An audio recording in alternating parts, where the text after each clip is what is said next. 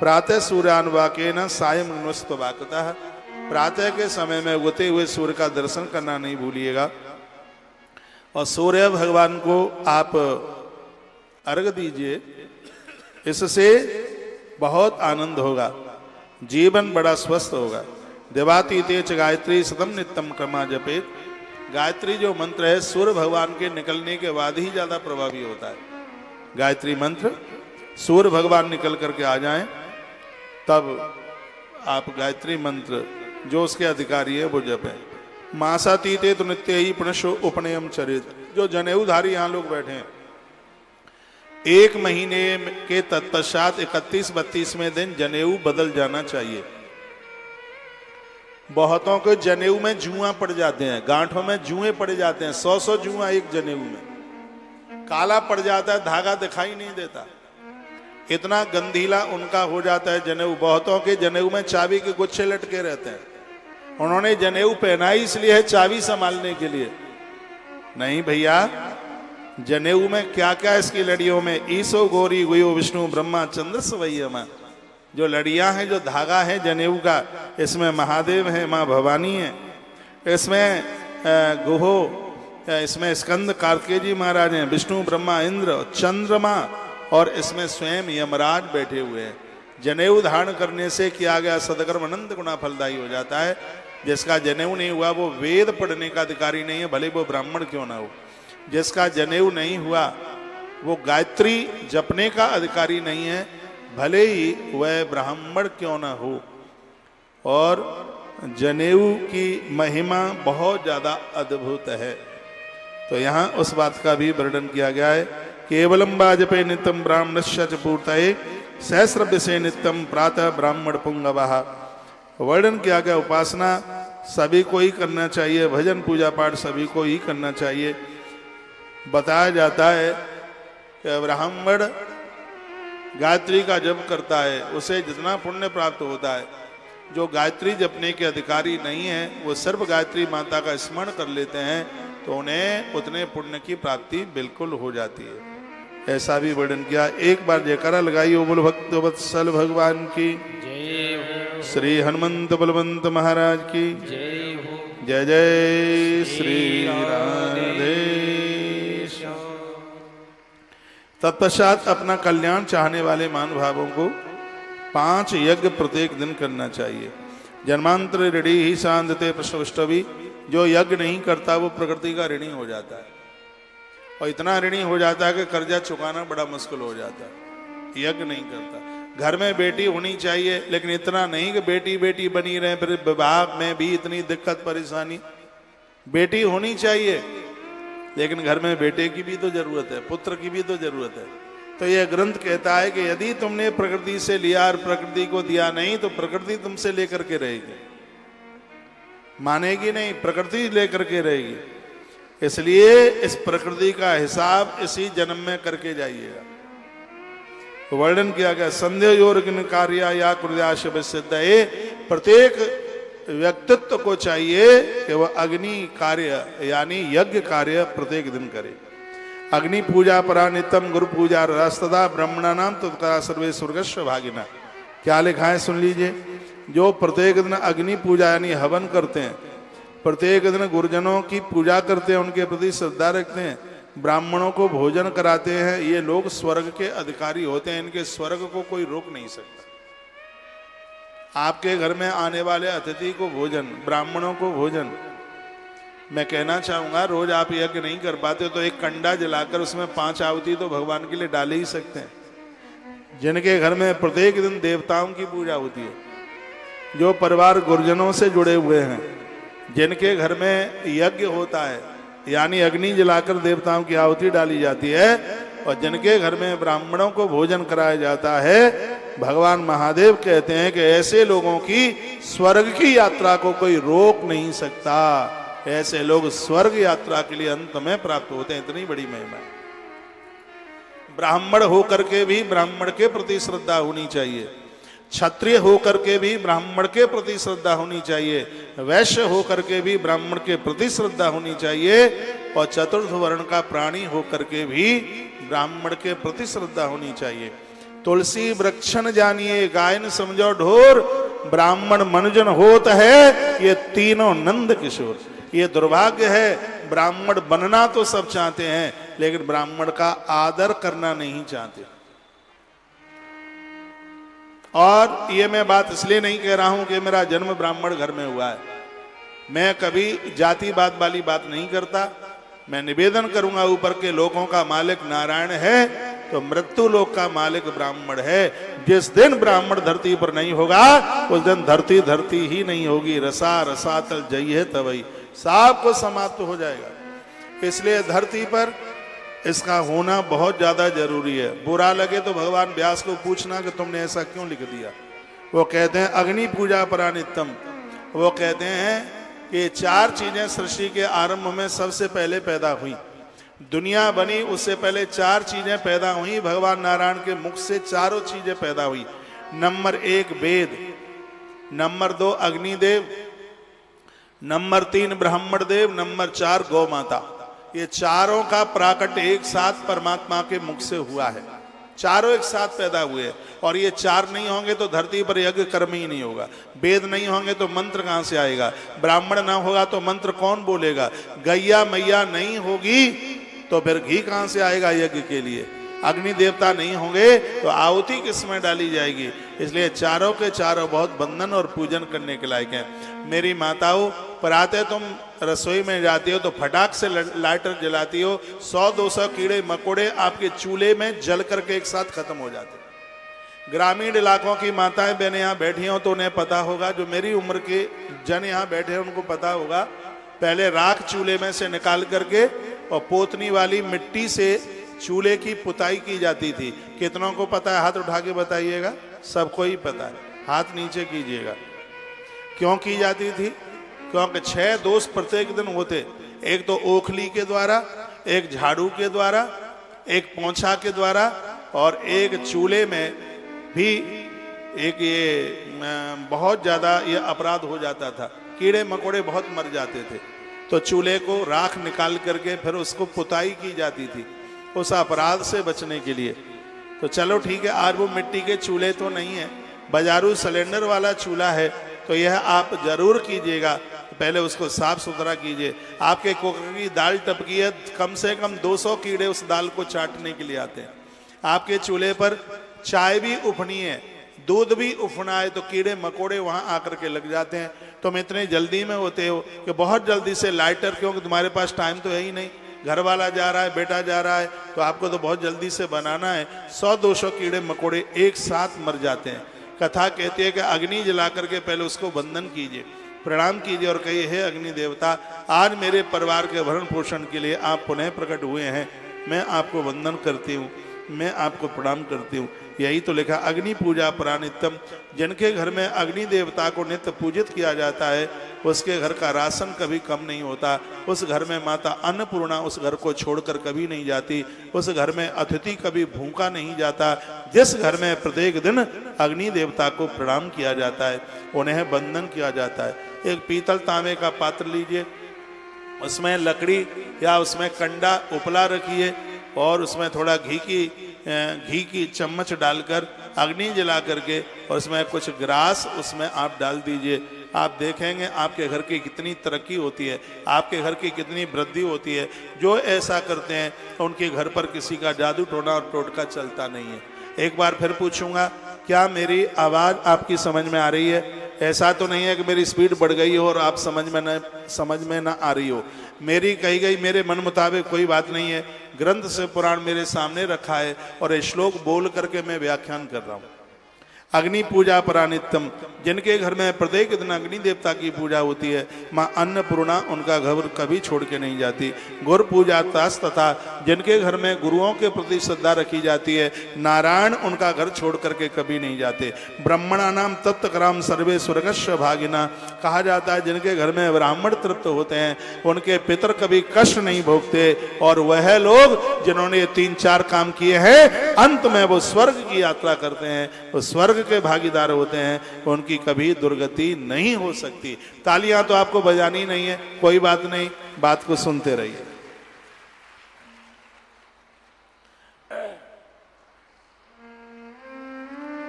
रामायण में एक बड़ी अद्भुत चौपाई है।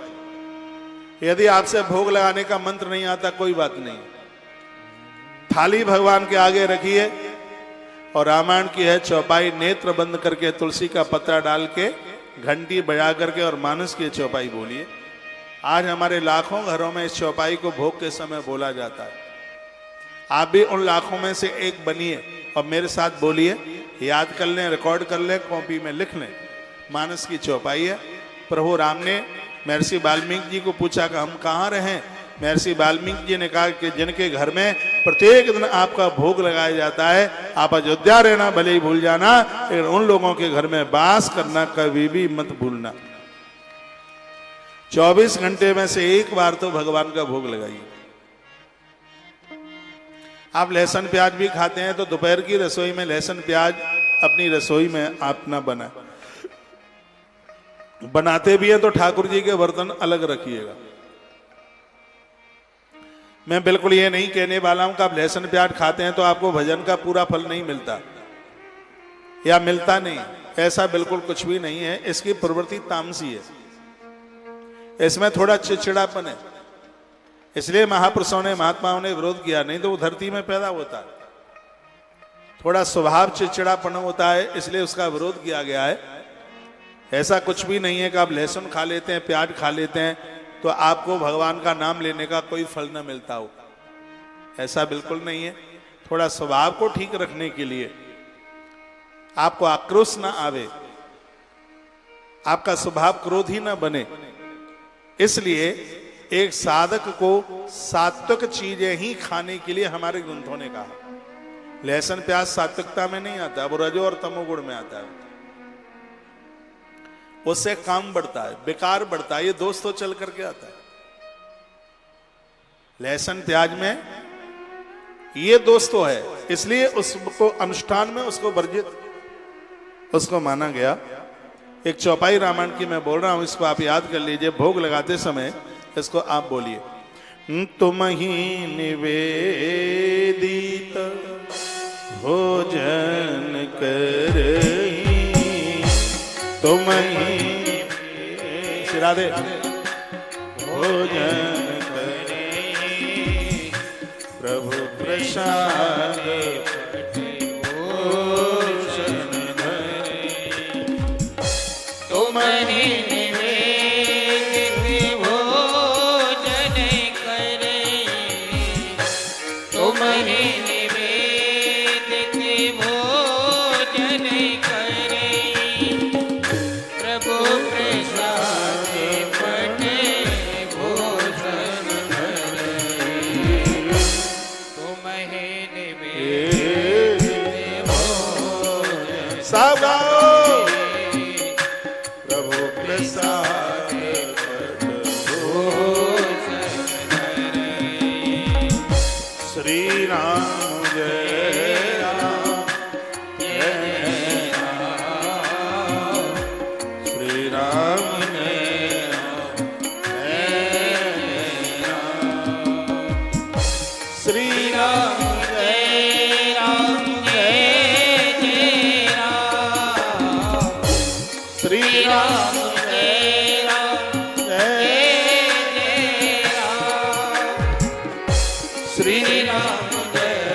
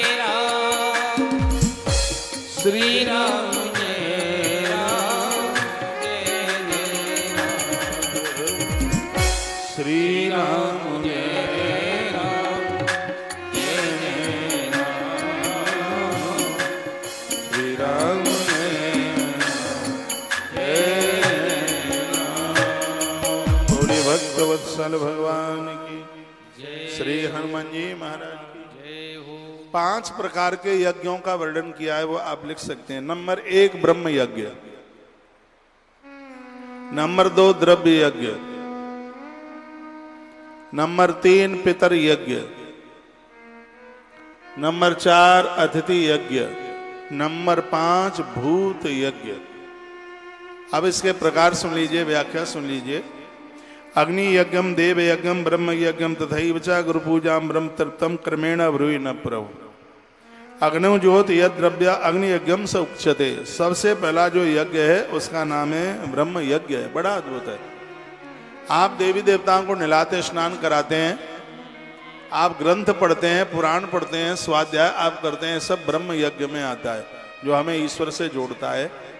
ये ब्रह्म यज्ञ। भले आप एक अध्याय पढ़िए, रामायण गीता भागवत रोज पढ़िए, भगवान को आप स्नान कराते हैं, ब्रह्म यज्ञ में आता है।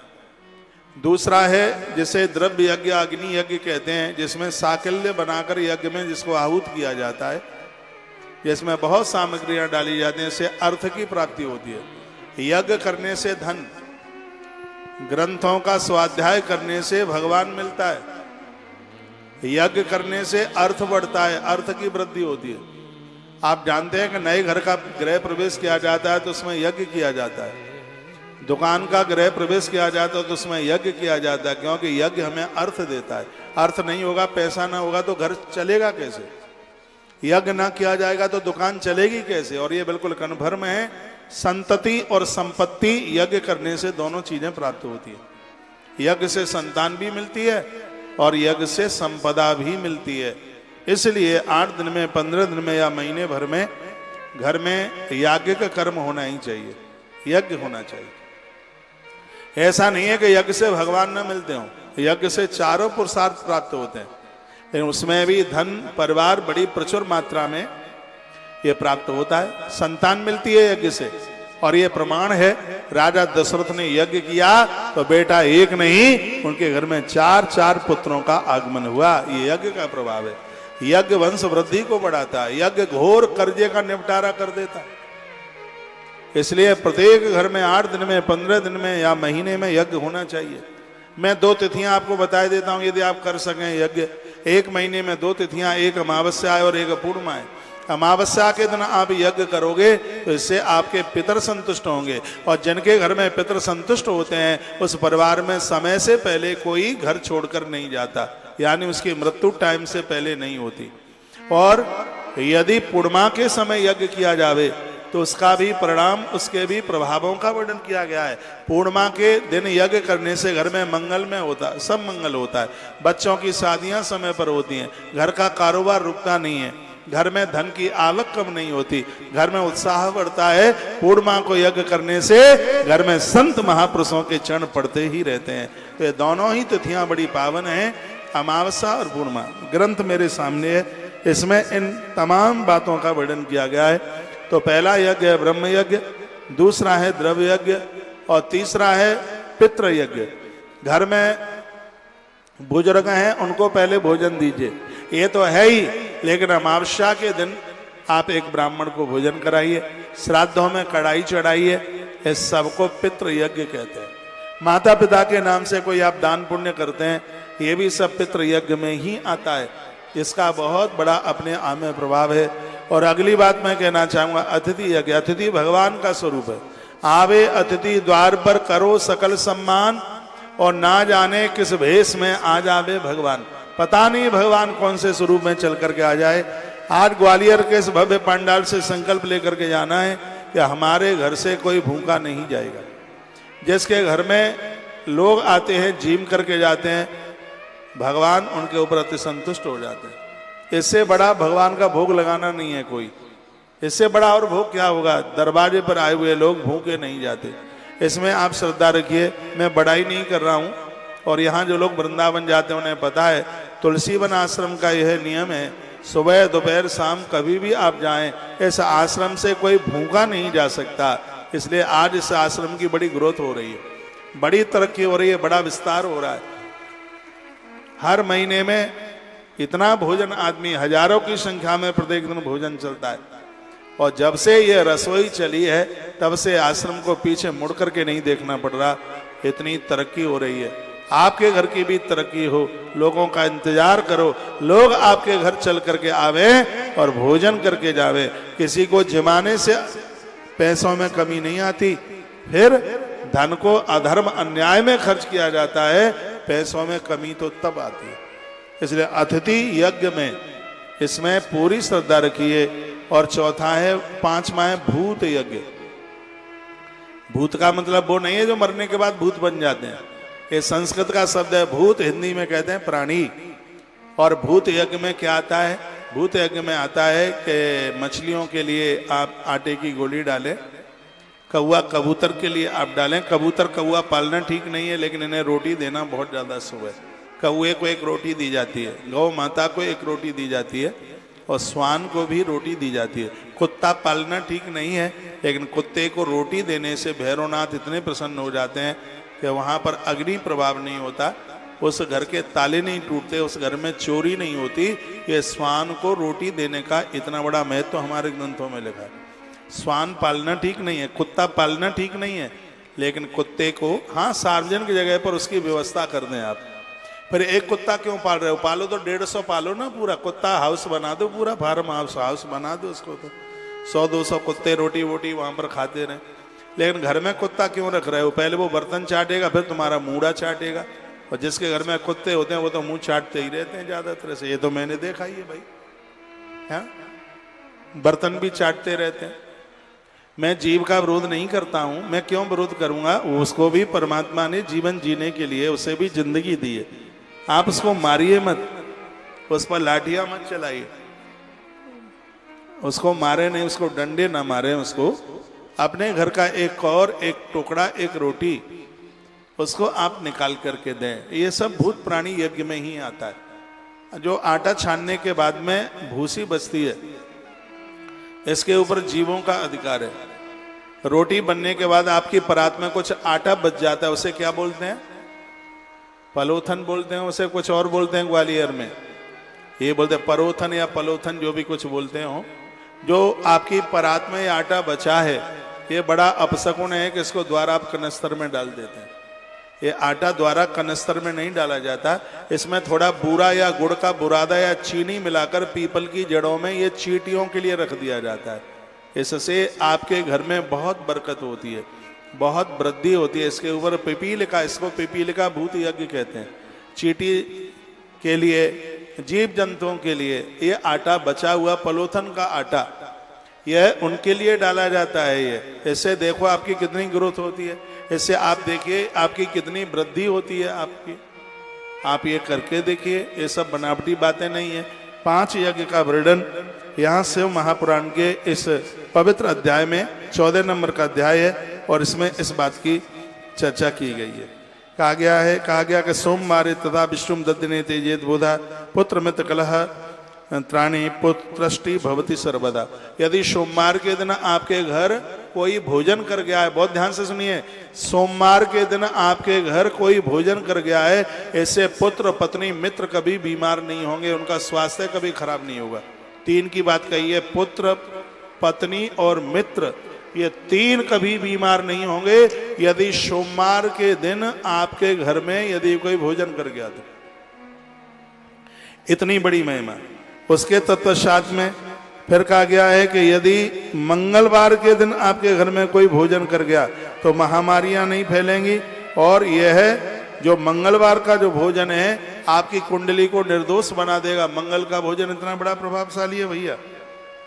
तत्पश्चात फिर कहा गया है कि यदि बुधवार के दिन आपके घर में कोई भोजन कर गया है तो ये बुधवार का, यह है माता पिता की सामीप्यता, राजनीति क्षेत्र में इतना बड़ा आपका प्रभाव, इतना बड़ा बुधवार को भोजन कराने की इतनी बड़ी महिमा है। इसमें बालक बेटा माता पिता का परम भक्त बनता है, वो सेवा का अधिकारी होता है। क्या हो गया है?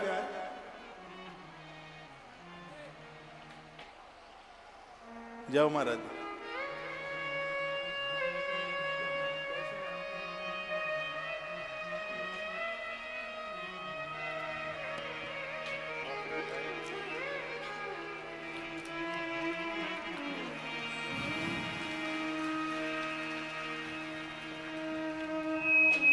बोली बांके बिहारी लाल की जय हो श्री हनुमंत बलवंत महाराज की जय हो परम कल्याणी गौ माता की जय हो जय जय। श्री राधे हमारे मंत्र में भी महाराज श्री जी स्वामी ऋषभ देवानंद जी महाराज जी का आगमन हुआ है। एक बार तालियों के साथ उनका आदर कीजिए, उनके चरणों में प्रणाम कीजिए। सनातन धर्म की मर्यादा और गौ सेवा की भावना के साथ जुड़े हुए भगवत कथाएं बने सभी धार्मिक आयोजनों में पूजने में भंडारे हेतु देसी गौ माता के शुद्ध घी का ही प्रयोग किया जाए। क्या अद्भुत बात है। यदि शुभ गौ घृत उपलब्ध ना हो तो सामूहिक मन से गौ सेवा की प्रेरणा देते हुए घर पर बने घी अथवा तिल के तेल से ही दीप प्रज्वलित किया जाए। भंडारे वाले दिन उपस्थित संख्या के अनुसार कम से कम 10% गौ माताओं को भी भोग अर्पित कर भंडारे की पावन शुरुआत की जाए। यही सच्ची सेवा और सनातन धर्म की मर्यादा है। एक बार तालियों के साथ आदर कीजिए। इन सभी अच्छी सी बातों का वह प्रचार कर रहे हैं और हमने भी ये संकल्प लिया है कि हमारे रहते हुए भी हमारे न रहते हुए भी तुलसीवन आश्रम में कभी रिफाइंड एंट्री नहीं लेगी। 2021 से रिफाइंड बंद किया है, आज तक उसको अंदर घुसने के लिए स्थान नहीं मिला है। ये 5-4 चीजें जिंदा पॉइजन हैं, उसमें से एक रिफाइंड का भी नाम आता है। आयोडीन नमक और कुकर की दाल, फ्रिज का पानी, चीनी और रिफाइंड, ये जिंदे व्यक्ति को मारने की सौदा है। तो आप गौपालक बनिए, गौ माता की सेवा कीजिए, घर में दूध लेकर के आएँ, उसका घी बनाएं और उसी से आपकी रसोई चले। जिस दिन कोई विशेष कार्य आपके घर होता है, भंडारा वगैरह होता है, कितनी अच्छी बात लिखी, उसका 10% गौ माता के लिए उसका अधिकार, उसका भाग होना चाहिए। एक बार फिर ताली बजाएं आप, बोलिए गैया मैया की जय हो। तो मैं निवेदन कर रहा था कि आपके घर में सोमवार के दिन यदि कोई भोजन करके चला जाता है तो पुत्र, पत्नी और मित्र ये तीनों के तीनों स्वस्थ रहते हैं। मंगलवार के दिन भोजन करके चला जाए आपके घर में तो आपकी जन्म पत्री ही बदल जाती है, आप ऋण मुक्त हो जाते हैं। लिख लीजिएगा, मंगलवार को आपके घर कोई भोजन करके जाता है तो आप ऋण मुक्त हो जाते हैं, आप कर्जे से मुक्त हो जाते हैं। इतनी बड़ी महिमा है। और बुधवार को आपके घर भोजन करके चला जाता है तो आप समाज सेवी हो जाते हैं, समाज की सेवा करने का सौभाग्य आपको प्राप्त होता है। तत्पश्चात वर्णन किया गया है, कहा गया आयुष कामो गुरुवारे देवानाम पुष्ट सिद्धाय। गुरुवार के दिन जिसके घर में कोई भोग लगा करके भोजन करके चला जाए, ऐसे संपूर्ण देवता सिरादे, ऐसे संपूर्ण देवता पुष्ट हो जाते हैं, प्रसन्न हो जाते हैं। गुरुवार के दिन यदि अपने घर किसी को आपने भोजन करा दिया है तो समझ लो कि संपूर्ण देवताओं का आपने भोग लगा दिया। ऐसा श्री शिव महापुराण के विद्येश्वर संहिता के अध्याय नंबर 14 के श्लोक नंबर 32 और 33 में इस बात की चर्चा की गई। श्री राम, श्री राधे, जय जय श्री राधे श्याम। तत्पश्चात का भोगार्थम भृगुवारे तू, शुक्रवार के दिन यदि आपके घर कोई भोजन करके चला जाता है, इससे आपके धन की वृद्धि होती है, आपका व्यापार बढ़ता है। और मैं तो बराबर कहता हूं यदि आपका काम ठीक चल नहीं रहा है तो शुक्रवार के दिन आप किसी को भोजन कराते हैं तो इससे भोगार्थम भृगुवारे तो स्पष्ट लिखा है, इसके द्वारा आपके अर्थ की वृद्धि होती है। भोगों की प्राप्ति के लिए शुक्रवार को एकाग्र चित्त से देवताओं का पूजन करते हुए आप लोगों को भोजन कराएं। इसी प्रकार से फिर कहा गया है, यदि शनिवार के दिन आपके यहाँ कोई भोजन करके चला जाता है, इससे अपमृत्यु टल जाती है, अकाल मौत टल जाती है। देखो, सप्ताह के 7वें दिन भोजन कराने की कितनी बड़ी महिमा है। यह मेरी बात रिकॉर्ड कर ली जाए, यदि शनिवार के दिन आपके घर कोई भोजन करके चला जाए, ब्राह्मण है, अतिथि है और कोई जरूरतमंद व्यक्ति भोजन करके चला जाए, तो इससे अकाल मृत्यु का योग है वो जाकर के टल जाता है, अपमृत्यु नहीं होती। अपमृत्यु हरे मंदे रुद्रादिश जेत बुधा, भगवान रुद्रदेव उसकी रक्षा करते हैं जिसके घर में शनिवार के दिन कोई जरूरतमंद लोग भोजन करके चले जाएं। ये बात कही गई है। यह है अद्भुत शिव महापुराण। शिव पुराण कहानी किस्सा नहीं है, ये ग्रंथ तो जीवन बदल दे, जिंदगी बदल दे। अब रहा रविवार, अब इसमें रविवार की बात कही गई है। कहा गया कि रविवार के दिन आपके घर कोई सूरबार जिसे कहते हैं भोजन करके चला जाए तो घर की बेरोजगारी समाप्त हो जाती है, दुश्मन भी सम्मान करता है, आदर करता है। रविवार के दिन भोजन कराने से असाध्य बीमारी, कुष्ठ रोग इत्यादि तो होता ही नहीं है, लेकिन सबसे बड़ी बात यह है कि रविवार के दिन ब्राह्मण जरूरतमंद लोगों को भोजन कराने से घर में गूंगे बहरी औलाद का जन्म नहीं होता, वाणी मूक नहीं होती है। रविवार की इतनी बड़ी महिमा है। सूर्य देवता का यह बड़ा अद्भुत दिन है जो रविवार के दिन जरूरतमंद लोगों को भोजन कराते हैं। सूर्य पुराण में लिखा है उन्हें 1 वर्ष तक सप्तमी व्रत करने का फल प्राप्त होता है। इतनी बड़ी, तालियां भले ही ना बजाओ पर कथा तो सुनी लो। रविवार का इतना बड़ा महत्व है। तो देवानाम नित्य जने विशेषज्ञ नेत्या स्नाने दाने जपे होमे ब्राह्मणा नाम चतर पड़े। देवताओं का नित्य पूजन करना, स्नान दान जप होम यज्ञ करना, तर्पण इत्यादि यह व्यक्ति के प्रमुख, यह उसके कल्याण के साधन है। दरिद्र तपसा देवान जेडान्यो धनेन सही। निर्धन मनुष्य तपस्या के द्वारा, व्रत आदि के द्वारा भगवान को प्राप्त कर लेता है। धनवान व्यक्ति दान पुण्य करने से भगवान को प्राप्त कर लेता है। जो भी आप करते हैं उसको श्रद्धा पूर्वक कीजिए, कल्याण हो जाएगा। तो यह 5 प्रकार के यज्ञ वर्णन किए गए, 5 तरह के यज्ञों की बात कही गई है, जिसमें लोगों को, भूखों को भोजन कराना यह भी एक यज्ञ है। इसका नाम है अतिथि यज्ञ। माता पिता की सेवा करना ये भी एक यज्ञ है, इसका नाम है पितृ यज्ञ। जीव जंतुओं के लिए कुछ डालना, इसका भी प्राणी मात्र, इसका भूत यज्ञ। वेद ग्रंथ पढ़ना, इसका नाम है ब्रह्म यज्ञ। और अग्नि में आहुति डालना, इसका नाम है द्रव्य यज्ञ। ये 5 यज्ञ जीव का कल्याण कर देते हैं, व्यक्ति का उद्धार और आत्म कल्याण होता है। यह इमं सुनते अध्यायम पढ़ते वा नरोध्वजा। इस अध्याय को जो मैं आपको सुना रहा हूं, इसकी फलश्रुति लिखी है। इसको जो भी कोई सुनेगा या सुनाएगा तो कहते हैं कि उन्हें देव यज्ञ का फल प्राप्त हो जाएगा। ये ऐसी अद्भुत कथा का वर्णन किया गया है। उसके तत्पश्चात भैया देश काल पात्र और दान आदि की बात कही गई। जन्म नक्षत्र के दिन तथा व्रत की पूर्ति के दिन का समय सूर्य ग्रहण के समान। जिस दिन आपका जन्मदिन है, जिस दिन आपकी शादी की तिथि है, बच्चों का जन्मदिन है, उस दिन यदि कोई आप दान पुण्य ब्राह्मण भोजन जरूरतमंद लोगों को भोजन कराते हैं तो सूर्य ग्रहण के समय पर दान करने से इतना फल प्राप्त होता है, उतना ही फल उसी समय तत्काल प्राप्त हो जाता है। पांडाल खचाखच भरा हुआ है। जिस दिन आपके बच्चों का जन्मदिन है या आपकी शादी की तिथि तारीख है कुछ, उस दिन यदि आपने कुछ शुभ कर्म किया, सत्कर्म किया, तो उसका फल आपको सीधे सूर्य ग्रहण के समय पर सत्कर्म करने के बराबर ही फल प्राप्त होता है। सिर्फ दिया जला करके, तालियां बजाकर, मोमबत्ती जला करके, बुझा करके ही जन्मदिन न मने। बच्चों का आप जन्मदिन मनाते हैं, उस दिन गौ माता के लिए कुछ कीजिए, अतिथियों के लिए कुछ कीजिए, संत ब्राह्मणों के लिए कुछ कीजिए, जरूरतमंद लोगों के लिए कुछ कीजिए। जन्मर्क्षे प्रतांते च सूर्य रागोपमं विदु। जो जन्मदिन के समय पर, जन्म तिथि के समय पर, जन्म नक्षत्र के समय पर जरूरतमंद लोगों के लिए कुछ शुभ करते हैं, उनको सूर्य ग्रहण लगने पर, उस समय सत्कर्म करने पर जो पुण्य प्राप्त होता है, तत्काल उन्हें उसी पुण्य की प्राप्ति होती है। ऐसा वर्णन किया गया। महिताम संग कालसा कोट्य का ग्रहणम विदु। यदि यही सदकर्म आप महत पुरुष यानी महान पुरुष गुरुजनों के संग रह कर ये सदकर्म आप करते हैं तो आपको सदकर्म करने का करोड़ों गुना फल प्राप्त हो जाता है। सुनिए, आप अपने घर पर 1 माला भगवान की जप करते हैं और वही आप तीर्थ में जप करते हैं तो उसका हजारों गुना फल प्राप्त हो जाता है। और तीर्थों में भी आप अपने गुरुजनों के साथ करते हैं तो उसका फल तत्काल करोड़ों गुना बढ़ जाता है। महापुरुषों के संग साथ करते हुए तीर्थ यात्रा करने का इतना बड़ा महत्व है।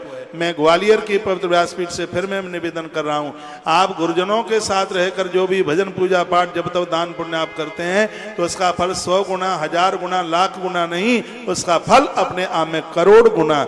ऐसा श्री शिव महापुराण की विद्येश्वर संहिता के अध्याय नंबर 15 के श्लोक नंबर 12, 13, 14 में इस बात का वर्णन किया गया है। महापुरुषों के साथ, गुरुजनों के साथ किए गए सदकर्म का इतना 12 नंबर का श्लोक है। महताम पुरुषो संकालस्य कोट्या ग्रहणम विदु। महत पुरुष यानी महापुरुषों के साथ किया गया सदकर्म आपके लिए करोड़ों गुना फलदायी होता है। इसलिए कहा जाता है साधु संग साधु संग साधु संग रमिए। महापुरुषों का साथ कीजिए। जीवन में 4 चीजों का होना बहुत ज्यादा जरूरी है, नोट आप कर सकते हैं।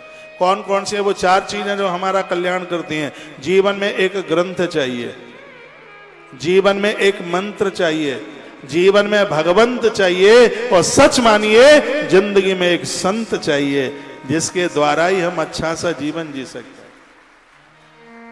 मध्य प्रदेश में कई बड़े बड़े पार्क हैं, उनमें से कान्हा पार्क है जबलपुर बालाघाट की तरफ। मैं कुछ वर्षों पहले उधर था, कान्हा पार्क देखने को गया तो मैंने वहां के फॉरेस्ट विभाग के अधिकारी को कहा कि हम तो अकेले चले जाएंगे, हमें कोई डर नहीं लगता। उन्होंने कहा अनुमति नहीं है, इस बाघ को दिखाने के लिए हमारा कर्मचारी, पार्क को दिखाने के लिए कर्मचारी जरूर जाएगा, इसलिए क्योंकि यहाँ हिंसक जीव रहते हैं, वो अपना प्रहार कर देंगे। जब उस व्यक्ति ने ये बात कही तो मेरी समझ में एक बात आई, कान्हा पार्क को देखने के लिए एक गार्ड की आवश्यकता है, तो संसार भी एक बहुत बड़ा पार्क है, इसमें भी काम, क्रोध, लोभ, मोह, मत्सर के ये इतने हिंसक जीव रहते हैं, ये कभी भी वार कर देंगे। यदि महापुरुष जैसे गार्ड के संग चलोगे तो आप अपने आप को सुरक्षित पाओगे। संसार के पार्क में आपके ऊपर कोई खतरा नहीं हो सकता। इसलिए जीवन में एक संत चाहिए, जीवन में एक ग्रंथ चाहिए, जीवन में एक मंत्र चाहिए और सच मानिए जीवन में भगवंत चाहिए। इन चारों का होना बहुत ज्यादा जरूरी है तो अच्छी बात है, और नहीं है तो कृपया रिक्त स्थान की पूर्ति कीजिए। चार बातें बताई हैं, एक मंत्र चाहिए, एक ग्रंथ चाहिए, भगवंत चाहिए और जीवन में संत चाहिए। इनके बिना कल्याण नहीं, इनके बिना शांति नहीं मिलती, इनके बिना अभिमान समाप्त नहीं होता। जिस समय मेरे प्रभु श्री राम जी का विवाह हो गया, अवध में आए, आरतियां उतारी गई, दरबार लिए गए, गुरुदेव विश्वामित्र जी कुछ दिनों के लिए अवध रहे। एक दिन की बात थी, अवधेश नरेश दशरथ को गुरु विश्वामित्र ने कहा, राजन अब हम जाना चाहते हैं, बहुत दिन हो गए।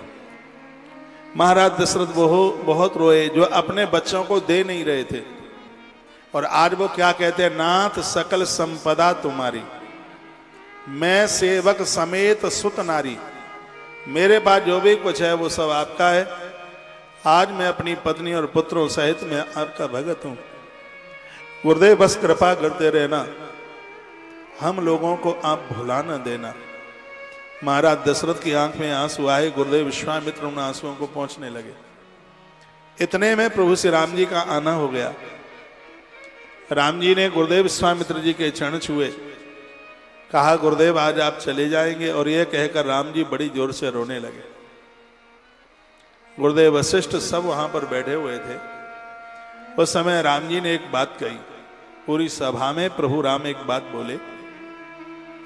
वो कहते हैं कि जनक राजा के यहाँ बड़े बड़े वीर लोग चल करके आए, बहुत भारी वीर थे वह, और वो धनुष नहीं तोड़ पाए। ये राम जी के शब्द थे। वो धनुष तोड़ देते यदि उनके पास एक चीज होती, वो चीज उनके पास नहीं थी और वो मेरे पास थी, इसलिए मैंने धनुष तोड़ दिया। यदि वह चीज मेरे पास न होती तो मैं भी नहीं तोड़ पाता। तो पिताजी ने कहा, पुत्र क्या था तुम्हारे पास जिसकी वजह से तुमने धनुष तोड़ दिया? मेरे प्रभु श्री राम की आंख में आंसू भर आए। राम जी ने कहा, पिताजी मेरे पास में ये गुरुजी थे जिनकी कृपा से अभिमान का धनुष टूट गया। ये गुरुजी उन लोगों के पास में होते तो ये काम वो भी कर देते। अहंकार का धनुष तोड़ना है तो साधु संग साधु संग रमिए, महापुरुषों का साथ कीजिए, महापुरुष तुम्हारे पास होंगे, अभिमान का धनुष टूटेगा। और जिस दिन अहंकार का धनुष टूट गया उसी दिन शांति रूपी सीता आपका वर्ण कर लेगी। यदि शांति चाहिए तो अभिमान का धनुष तो तोड़ना ही होगा, और यह है गुरु कृपा के बिना, संत कृपा के बिना ये कभी टूट नहीं सकता। इसलिए महताम पुरुषम संकालस्य कोटि ग्रहणम वेदु, ग्रंथ में लिखा है महान पुरुषों का संग कीजिए, जिनके संग रहने से आपके किए गए सत्कर्म का करोड़ों गुना फल आपको तत्काल प्राप्त हो जाता है। संतों की तो बड़ी महिमा है। रामचरित मानस के अरण्य कांड के समापन में स्वयं मेरे प्रभु राम संतों की महिमा का वर्णन करते हैं। क्या अद्भुत संत है। सुनि मुनि संतन के गुण कहो, सुनि मुनि संतन के गुण कहो, काटे उनके उर रहो। सुन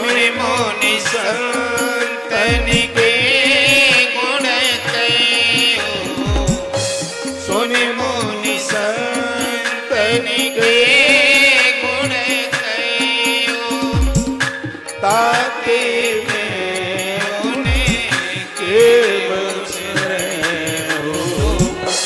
सुन मुनि संतन के गुण कयो ताते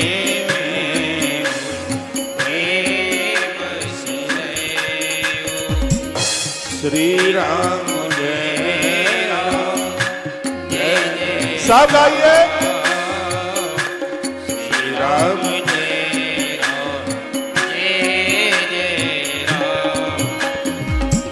श्री राम जय राम जय जय राम। श्री राम जय राम जय जय राम। श्री राम जय राम जय जय राम। श्री राम जय राम जय जय राम।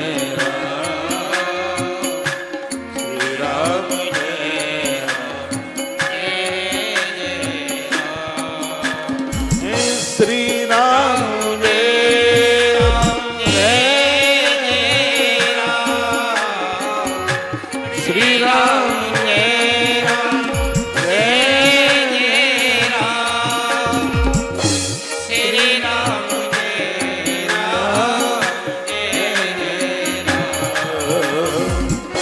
श्री राम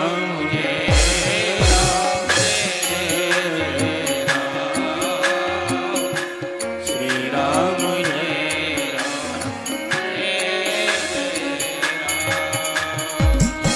श्री राम जय राम जय जय राम। श्री राम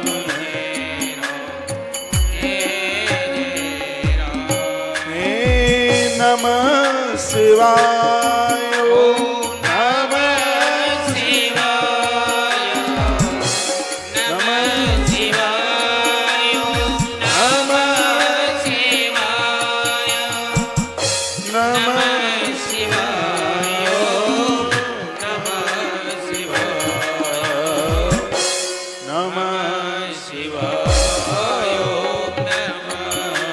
शिवाय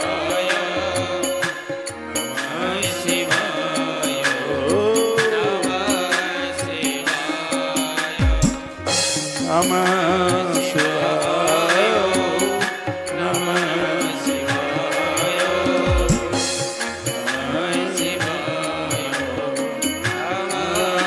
शिवाय। बोले बाल कृष्ण लाल की शंकर भगवान की। आगे सुनिए, आप पंच यज्ञों की बात सुन रहे थे। फिर कहा गया बालानाम ब्रह्म बुद्धिया ये देयम विद्यार्थ भिन्नरे। विद्या की कामना वाले मनुष्यों को चाहिए कि ब्रह्म बुद्धि से वो बालकों को भोजन कराएं। छोटे छोटे बच्चों को भोजन कराने से विद्या बढ़ती है। पुत्र की कामना वाले लोगों को विष्णु बुद्धि रख करके युवा लोगों को भोजन कराना चाहिए। फिर तत्पश्चात कहा गया है कि ज्ञान की प्राप्ति के लिए वृद्ध लोगों को भोजन कराना चाहिए। इसी प्रकार से बुद्धि की कामना करने वाले लोगों को, श्रेष्ठ मनुष्यों को चाहिए यह कि नारी में सरस्वती बुद्धि रखते हुए बेटियों को भोजन करावे। ऐसा भी वर्णन किया गया है। और तत्पश्चात घर में बढ़िया सी पुत्र वधू चल करके आवे, युवा स्त्रियों को भोजन कराया जावे। यदि घर में कोई इतना परेशान है, मृत्यु के दौर में अपने आप को बड़ा तकलीफ प्राप्त कर रहा है, तो ऐसा कहा गया है कि वृद्ध माताओं को भोजन कराने से वृद्धा अवस्था के कष्ट की निवृत्ति हो जाती है। ऐसा वचन यह शिव महापुराण का है। तत्पश्चात 12 दानों की बात इस ग्रंथ में कही गई है। मनुष्य जीवन मिला है तो 12 तरह की चीजों का दान करके ही व्यक्ति इस धरती से प्रस्थान करे। स्त्रीणाम धर्मार्थनाम द्रव्यम पैतृकम भर्तकम तथा। नारी के पास वह पैसा बड़ा पवित्र है जो पियर से मिला है या पति के कमाने से मिला है, या तो उसे पियर से मिला है। पियर से आपके विवाह में बहुत सी चीजें आई हैं, लेकिन आप इतने होशियार हैं, चम्मच तक छिपा करके रख देते हैं कहीं ननद न ले करके चली जाए। लेकिन ग्रंथ तो यह, ननद का महत्व आप जानते हैं। नहीं पता होगा। जिस दिन घर में ननद आती है उस दिन आपको गंगा सागर की यात्रा करने का फल प्राप्त होता है, ऐसा ब्रह्म पुराण में लिखा है। जिस दिन बिटिया का बेटा, जिसे देवता कहते हैं, जिस दिन वह घर पर आता है उस दिन गंगा सागर यात्रा करने का पुण्य मिलता है। जिस दिन बहन का बेटा, जिसे आप भांजा कहते हैं, जिस दिन वह आता है उस दिन आपकी गंगा सागर की यात्रा पूरी होती है। जिस दिन जामाता, दामाद या नंद का पति, जिसको नंदोई कहते हैं, जिस दिन इसका आगमन होता है उस दिन आपकी गंगा सागर की यात्रा पूरी हो जाती है। और जिस दिन गुरुजन घर पर चल करके आते हैं उस समय आपको गंगा सागर नहाने का फल तत्काल प्राप्त हो जाता है। इसलिए ननद को देख करके मुंह मत लटकाया करो, खुश हो जाया करो। जिस दिन ननद घर में आ जाए समझ लो कि बिना टिकट लिए हुए गंगा सागर की यात्रा करने का फल प्राप्त हो जाता है। आज समाज में ये बातें बताई जाए तो भाभी और ननद में झगड़े ही ना हो, लड़ाई ही ना हो। जो भाभी का आदर करती है उसके ससुराल की तरक्की होती है। ये तो मैं प्रमाणित बातें कह रहा हूं। यदि मेरी बातों को कोई काट सके तो काटे। ग्रंथ में ये संपूर्ण बातें लिखी हुई हैं। भाभी और ननद की तो भैया बड़ी जोड़ी है। जो हाँ, उसको नंद इसलिए कहते हैं कि वो भाभी को आनंद दे। भाभी उसे इसलिए कहते हैं वो अपनी ननद के दुखों को दूर करे। इन दोनों का तो संबंध ही अपने आप में बड़ा अद्भुत है। क्या लिखा है? स्त्री नाम धर्मार्थ नाम द्रव्यम पैतृकम भर्तकम तथा। नारी के पास पियर से जो धन मिला है वो बहुत पवित्र है। पति ने जो कमाया है उसका दान, सास ससुर के पैसे का तो कोई भी दान कर देगा, लेकिन पति ने जो कमाया है उस धन को अच्छी जगह लगाया जाए तभी उस पत्नी को धर्म पत्नी के नाम से जाना जाता है। पति ने जो कमाया है साड़ी खरीदने में ही मत इसको लगा दिया करो, लीपा पोती में ही मत लगा दिया करो, झुमकी कुंडल बनाने में ही इसको खर्च मत करो। शिव महापुराण में लिखा है पति ने जो धन कमाया है उसको धर्म में लगाइए, उसको अच्छी जगह लगाइए, बढ़िया कामों में लगाइए। पिता ने जो धन दिया, पिताजी ने जो पैसा दिया है वो अच्छे कामों में लगे। नारी के पास पिता के द्वारा मिला हुआ, नारी के पास पति के द्वारा मिला हुआ धन अपने आप में अतिशय पवित्र है और ऐसे धन को धर्म में लगाना चाहिए। समझ में आ रहा है कि नहीं? समझ में आ रहा है तो ताली तो बजी नहीं है तुम। अच्छा, धन्यवाद। तो स्त्री नाम धर्मार्थ नाम द्रव्यम पैतृकम भर्तकम दथा। तो पति के द्वारा मिला या पियर से मिला वो पैसा कहाँ कहाँ लगाना है? 12 जगह लगाना है। लिख लो, अपने कागज में लिख लो वो 12 जगह कौन कौन सी है जहाँ ये धन खर्च करना है। लिखा है गवाम दीनाम, क्या क्या लिखा है? गो भू तिल हिरण्यमः बासोधा गुणानिच रौप्यम लवण कुष्मांडम कन्या द्वादशकम दथा गौदान दत्त गव्येन गोमयेन मस्तकारिणः। अर्थ समझ में आ गया होगा। आपके वो पैसा पति के द्वारा या पिता के द्वारा मिला है, सबसे पहले गौ सेवा में, गौ दान में उसे लगाइए। गरुण पुराण में तो लिखा है कि स्त्री पुरुष 5 गायों का गौदान करके जाए, 5 ना हो पावे तो 1 का तो करके जाइए। कृषक लोग यहाँ बैठे हैं, जमींदार लोग बैठे हैं, कोई इटावा से आए हैं, कोई भिंड से आए हैं, कोई गोहद से आए हैं, कोई मुरैना के आसपास से आए हैं, कोई इधर डबरा की तरफ से आए, बड़े कृषक लोग आए, कोई भितरवार से काफी लोग आए चल के। तो ईश्वर ने आपको जमीन जायदाद दी है तो आप उसमें गौ माता रखिए। लाख रुपए की भैंस रख सकते हो, 25-30 हजार की गैया मैया नहीं रख सकते। गैया मैया जिसको चाट ले, सुन लीजिए, उसके ऊपर सांप और बिच्छू का विष नहीं चढ़ता, क्योंकि गैया मैया की जीभ पर बासुकी नाग बैठा हुआ है। गैया मैया की सेवा करके व्यक्ति सांप के डसने से नहीं मर सकता, पानी में डूबकर आग में जल के नहीं मर सकता। ये वर्णन हमारे ग्रंथों में है। गौ सेवा का इतना बड़ा प्रभाव अपने आप में है। गाय की सेवा राजा दिलीप ने की थी, उसका परिणाम ऐसा निकला, ऐसा पुत्र चल करके आया जो गंगा माई को ही धरती पर उतार के ले आया, उसका नाम भगीरथ हुआ। ये गौ सेवा का तो प्रभाव ही था। आपके घर की एक चंदिया, एक रोटी तो गौ माता को जाए। मैं तो स्त्री पुरुष आप सबको कहना चाहूंगा, थोड़ा थोड़ा पैसा बचा करके 12 दानों में से जो सबसे प्रथम दान है, जिसका नाम है, लिखा है गौ, गौ दान हो, गौ माता की सेवा हो। जहाँ गाय सुरक्षित रह रही हैं वहाँ अपने धन को खर्च किया जाए। दूसरा है भू, धरती का दान कीजिए। धरती कहाँ कहाँ दान में दें? कन्याओं का विवाह होता है, ऐसे पाड़ ग्रहण शाला के लिए धरती का दान करें। इसमें लिखा हुआ है जहाँ मुर्दों को फूंका जाता है, शमशान घाट के लिए, पोखरों के लिए, सरोवर के लिए, चिकित्सालय के लिए, गौ सदन के लिए और विद्यालय के लिए, औषधालय के लिए, ये धरती के दान की बहुत बड़ी महिमा बताई गई है। इन चीज़ों के लिए जमीन का दान हो, वर्णन किया गया, कहा गया गो भू। अगली बात कही तिल। तिल का दान भी एक महान दानों में से एक है। आयुष बढ़ता है, उम्र बढ़ती है। तिल का दान बहुत विशेष है। हिरण्य याज्ञ वासो धान्य गुणानि च। अगला दान है स्वर्ण, सोने का दान। आप बिटिया का विवाह करते हैं, नकदी में थोड़ा कम रह जाए भले ही, लेकिन सोना चांदी जरूर आप बेटी को दीजिए। नाभि के ऊपर का अंग है, उसमें स्वर्ण के लिए स्थान है, और नाभि के नीचे रजत चांदी। कोई कितना भी पैसे वाला हो, सोने की चप्पलें नहीं पहन सकता, सोने की पायल तोड़ियां नहीं पहन सकती। कितनी भी धनवान कोई नारी क्यों ना हो, वो सोने के बिछुआ नहीं पहन सकती। क्योंकि इसलिए कमर के नीचे सोना पहनना बहुत अशुभ माना गया है। क्योंकि स्वर्ण साक्षात नारायण का रूप है और चांदी साक्षात माँ भगवती लक्ष्मी का स्वरूप है। सोना ऐसा है जो हवा में पवित्र हो जाता है। सोने को पानी से पवित्र करने की जरूरत नहीं होती, ये हवा में पवित्र हो जाता है। पुरानी बातें हैं, जब कहीं किसी को छू जाते तो दादी उसकी नाक में सोने का फूल होता था, तब तो हमें नहीं पता था। हाथ में ऐसे पानी लेती और अपने नकुआ के बगल में वो सोने के फूल से टच कराती, स्पर्श कराती, फिर ऐसे छींटे देती। बाद में हमें पता लगा ऐसी धातु सोने की है, स्वर्ण की धातु है ये, जो कि हवा में ही ये शुद्ध हो जाती है। इसलिए कहा गया है कि जिस समय आप पूजा में बैठे हैं तो भले ही किंचित मात्र शरीर में सोना होना चाहिए, लेकिन दुर्भाग्य है कि सिगरा सोना बेच करके लोहा खरीदा जा रहा है। सींचा लेने के लिए घरों में सोना नहीं बच रहा।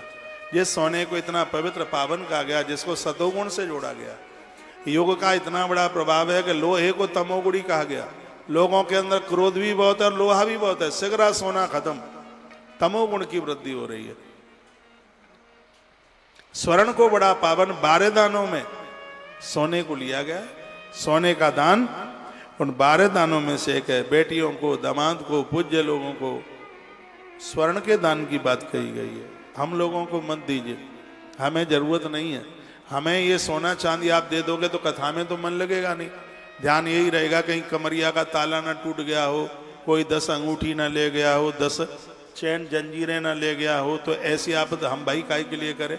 सोना दो, अपनी बेटी को दो, दामाद को दो, बुआ को दो, फूफा जी को दो, और कोई पूज्य लोग हैं उन्हें दो। हम लोगों को तो हमारी गैया मैया के लिए भूसा दे दो, गुड़ दे दो, खल दे दो, चोकर दे दो, बस यही ठीक है। यही हमारी कथा की दक्षिणा है। हमारे लिए बिल्कुल कुछ भी नहीं, बनावटी बात नहीं है, असली बात है। कड़े तो हनुमान जी के इसलिए पहने हूं। हाँ, कोई ऐसा शौक नहीं है। सोना 12 दानों में से बहुत अद्भुत है। गो, भू, तिल, हिरण्य। आगे की बात कही घी। घी का दान बहुत बड़ा दान है। कहीं भंडारा होता है, सार्वजनिक भंडारे होते हैं, रिफाइंड डालडा का क्या दान करना है? दान करो, घी कम मात्रा में दे दें, लेकिन घी का दान कीजिए। मंदिरों में ज्योतें जलती हैं, वहां घी का दान कीजिए। घी का दान करने से लक्ष्मी और संपत्ति दोनों की वृद्धि होती है।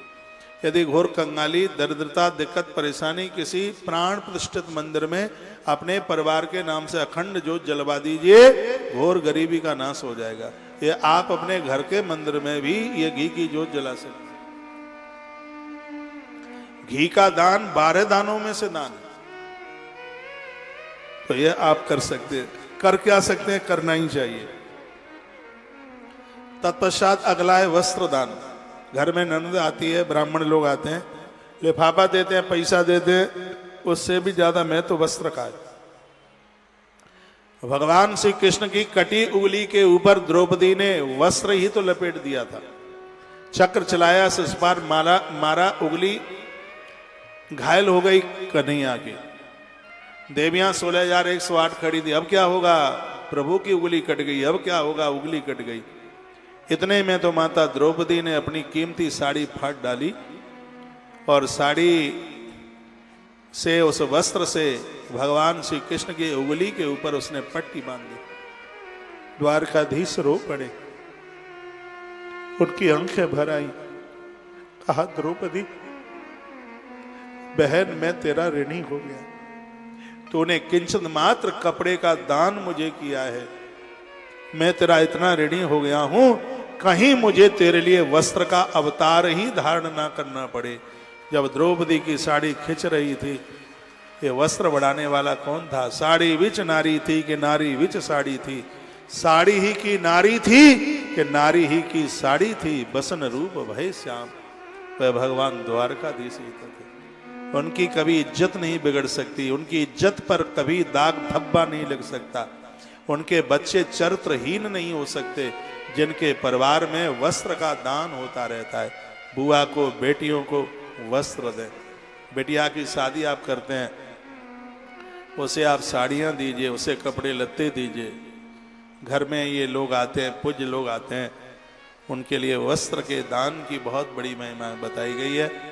मैं ग्वालियर की पवित्र व्यासपीठ से कहूँगा, सब कुछ तो तुम्हारे सास ससुर का ही है, अभी भी है, लेकिन जब भी मकर संक्रांति आती है तो एक जोड़ी कपड़े अपनी सास को, एक जोड़ी कपड़े अपने ससुर को, और एक जोड़ी कपड़े अपने ननद, और एक जोड़ी कपड़े अपने नंदोई के लिए दीजिए। ये लगेगा कि गंगा सागर आपके घर में वास कर रहा, आनंद हो जाएगा, माथे में दर्द तक नहीं होगा। जन्मपत्री ले लेकर के घूम रहे हैं, जन्मपत्री भाग्य बना देगी, भाग्य बनेगा अपने कर्मों के द्वारा। बढ़िया कर्मों के साथ जीवन जीना है। कर्म हमारा अच्छा कुल के पाप को धोता है। हमारे कर्म सत्कर्म में बदलने चाहिए। जो भी यहां कुछ हो रहा है सब तमाशा कर्म का है। एक पिता के विपुल को मारा, एक बाप को 4 बेटे होते हैं, एक बहुत धनवान होता है और एक घसखोदा होता है। ये घसखोदा लोग सगाई इनकी किन्ने करी है, गांवों में गीत गाए जाते, इसे तो भैया घास भी खोदना नहीं आता, एक ही बाप के बेटे हैं। ये रास्ते सब अलग अलग कैसे हो गए? कर्मणा जायते जंतु कर्मणैव लीयते, श्रीमद् भगवद गीता। कर्म के द्वारा जन्म, कर्म के द्वारा मरण, कर्म के द्वारा ही हम सुख और दुख का उपयोग करते हैं। हम ये तमाशा पूरा कर्म का है, इसलिए अपने कर्मों को न बिगड़ने दें। यह ग्रंथ इस बात के ऊपर बहुत बड़ा जोर देता है। इन सब चीजों को करने से समर्पण भाव जगता है, इसका असर बुद्धि के ऊपर होता है। ये 12 दान बड़े विशेष दान है अपने आप में। तो वस्त्र का दान और उसके बाद में अन्न का दान, बहुत बड़ा दान। महाभारत में एक बड़ी अद्भुत कथा आती है, 1 मिनट में मैं आपको सुनाई दूं। जिस समय गांधारी के 100 बच्चे खत्म हो गए, रो रही थी, बिलख रही थी, तो कृष्ण एक सोने के थाल में अन्न सजाकर रसोई थाली लेके आए। कहने लगे, बुआ जो हुआ था वो तो हो ही गया, अब तुम भोजन कर लो। गांधारी रोई, रो पड़ी, कहने लगी अपनी माँ को जाके पूछ ले, 6 बच्चे उसके भी मरे, उसे कितना कष्ट रहा होगा, मेरे तो 100 मरे हैं। जब तक जिंदी रहूंगी तब तक तो मैं पानी भी नहीं पीऊंगी, ऐसे ही मर जाऊंगी, तुम अन्न की बात करते हो। तो भगवान थाल लेकर के चले गए। परीक्षा के तौर पर वही मरे हुए 100 बच्चों के बीच में भगवान श्री कृष्ण बेरिया का पेड़ बन करके प्रकट हो गए, और उसके ऊपर पैमदी पके पकाए बेर। तो बेरों की खुशबू गांधारी की नाक में घुस गई, आंख में पट्टी बंधी थी, दिख नहीं रहा था, उचक रही थी बेर तोड़ने के लिए, भूख घायल करे देती उसे, रहा नहीं जा रहा था। कृष्ण थाल लेकर के आए, खाया नहीं। जो लोग रूठ जाते हैं ना, जब उनको भोजन दिया जाता है तो समय तो मुंह मटकाते हैं, कहते नहीं खाऊंगा, नहीं खाऊंगा, नहीं खाऊंगा। रात्रि में रसोई में खोजते हैं कि 4 रोटी 2 रोटी मिल जाए, सब्जी मिल जाए। उस समय भगवान ने कहा, तब तो उसने खाया नहीं, अब भूख इतनी हड़ताल करती है, उचक रही है, हाथ पहुंचता नहीं। तो इसने क्या किया, अपने मरे हुए बच्चों को 1 लाश रखी, 2 रखी, 3, 4, 5, 6, 7। पेड़ इतना ऊंचा होता जा रहा था इसने उठा उठा करके अपने सभी मरे हुए बच्चों को रख दिया। उसके ऊपर गांधारी चढ़कर जैसे बेर पकड़कर तोड़ने लगी, उसी समय कृष्ण प्रकट हो गए वहीं। कहा बुआ मैं भोजन लेके आया। तब गांधारी रो पड़ी, लज्जित हुई, शर्मिंदित हुई। गांधारी ने कहा कि माधव, पुत्र की मृत्यु बहुत बड़ा दुख है, लेकिन जीवन में सबसे बड़ा कष्ट है भूख से पीड़ित होना। मुझे ऐसा लगता है हे माधव, भूखे व्यक्ति को भोजन करा दें, उसकी भूख मिटा दें, दुनिया में इससे बड़ा कोई दूसरा पुण्य नहीं हो सकता। इसलिए अन्नदान को बहुत बड़ा दान बताया गया। 9:50 से लेकर के 1:50 तक मध्याह्न काल में तुम्हारे घर का दरवाजा बिल्कुल खुला हुआ होना चाहिए। ये मध्याह्न काल का समय, उस समय पितर और देवता किसी न किसी बहाने आपकी रसोई का भोजन करने को आते हैं, और इस टाइम पर आपके यहां से कोई भूखा ना जाए। आपको तो संपूर्ण यज्ञ करने का, संपूर्ण तीर्थ करने का फल प्राप्त हो जाएगा। मध्याह्न की रसोई में आपके घर से कोई भूखा ना जाए, इसलिए 12 दानों में अन्न के दान को भी एक विशेष दान बताया गया। समझ में आ रहा है? हमारी कथा में हल्ला गुल्ला नहीं होता है, नाच गाना होता नहीं है। नाच गाना सुनना है तो मोबाइल में सुन लेना। आजकल तो बड़े बड़े गीत मोबाइल में आ जाते हैं। मोबाइल में आपको गीत सुनने को मिल जाएंगे, लेकिन मोबाइल में आपको इस व्यासपीठ की ये कथा सुनने को नहीं मिलेगी जो इस समय 17 मई दिन शनिवार 2025 में ये फूलबाग के मैदान में कथा हो रही है। ये वाली कथा नहीं मिलेगी। इसलिए हमारी कथा में ज्यादा हल्ला गुल्ला गाना बजाना होता नहीं है, क्योंकि टाइम बहुत वेस्टेज चला जाता है उसमें।